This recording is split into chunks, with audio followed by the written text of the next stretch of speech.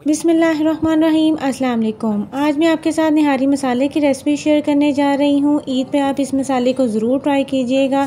2 kilo तक के गोश्त की निहारी जो आप इसके साथ आसानी बनाकर तैयार कर सकते हैं। बहुत मज़ेदार निहारी बनती है इसके साथ। तो चलिए जी हम रेसिपी स्टार्ट करते हैं। यहाँ पर मैंने 7 से 8 लौंग ले लिए हैं। 4 से 5 हम इसमें सब्ज़ इलायची शामिल कर देते हैं। आधा खाने का चम्मच मैंने इसमें काली मिर्च का शामिल किया है। 1.5 खाने का चम्मच हम इसमें सफ़ेद ज़ीरे का शामिल करेंगे। 2 इसमें मैंने बादियान के फूल शामिल किए हैं। 2 खाने का चम्मच ही हम इसमें साबुत धनिया के शामिल करेंगे। एक यहाँ पर मैंने जावित्री का फूल ले लिया है। 2 यहाँ पर मैंने काली इलायची ले ली है और 2 खाने के चम्मच हम इसमें सौंफ शामिल करेंगे, जिसके साथ बहुत ज़बरदस्त निहारी का जायका बनता है। 2 मैंने इसमें दालचीनी के टुकड़े लिए हैं और 2 मैंने छोटे टुकड़े सौंठ के इसमें शामिल कर दिए हैं। एक छोटा सा टुकड़ा जो है इसमें हम जायफल का शामिल करेंगे, जिसकी बहुत ज़बरदस्त सी स्मेल आती है। 3 यहाँ पर मैंने पीपली ली है जो कि निहारी में लाजमी डलती है और इसका बहुत रिच फ्लेवर आता है। 1/4 चाय का चम्मच मैंने इसमें अजवाइन शामिल की है। 2 इसमें मैंने तेज़पात शामिल की हैं। इस मसाले को आपने ज़बरदस्त सा भूनना है। इसमें से खुशबू आने लगेगी तो हम इसको ग्राइंड कर लेंगे। इस मसाले के साथ अगर आप निहारी बनाएंगे तो यकीन करें कि इतनी मज़ेदार निहारी बनती है कि आप इसकी उंगलियां चाटते रह जाएंगे।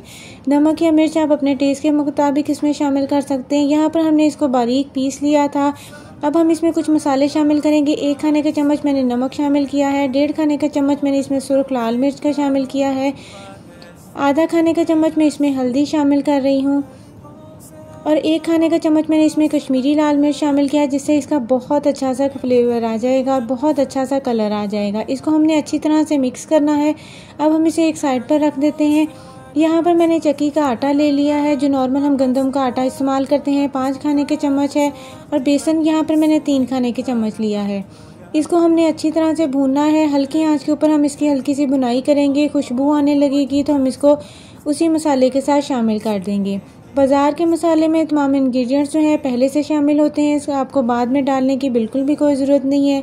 इस तरह से आटा जो है अच्छी तरह से पक जाता है और आपकी निहारी का जायका जो है पहले से भी ज़्यादा दुबाला हो जाएगा। तो चलिए जी यहाँ पर हमने इसको अच्छी तरह से मिक्स कर लिया है। परफेक्ट हमारा निहारी मसाला जो है बन के तैयार है।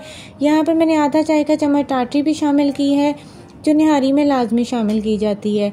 इस निहारी मसाले को आपने ज़रूर ट्राई करना है। अगर आप मेरे चैनल पर नए हैं तो मेरे चैनल को सब्सक्राइब कर लें और बेल आइकन को प्रेस कर लें, ताकि मेरी आने वाली हर नई वीडियो का नोटिफिकेशन आपको मिल सके। Thank you so much for watching.